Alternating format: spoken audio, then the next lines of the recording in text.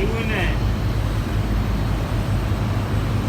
Tổ hợp rắn nóng của tòa nhà 97 đó là Văn Phòng Mitsu.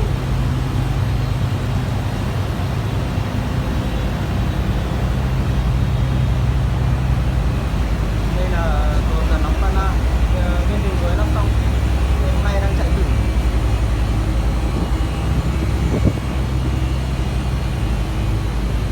Rắn nóng Pana.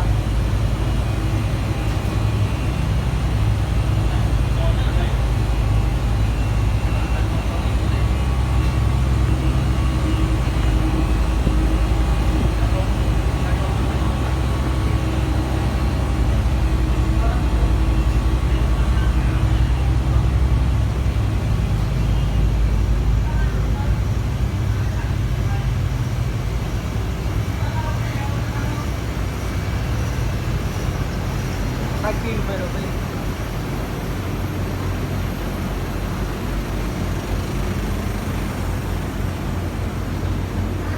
Đây là khu tủ điện anh em nhá.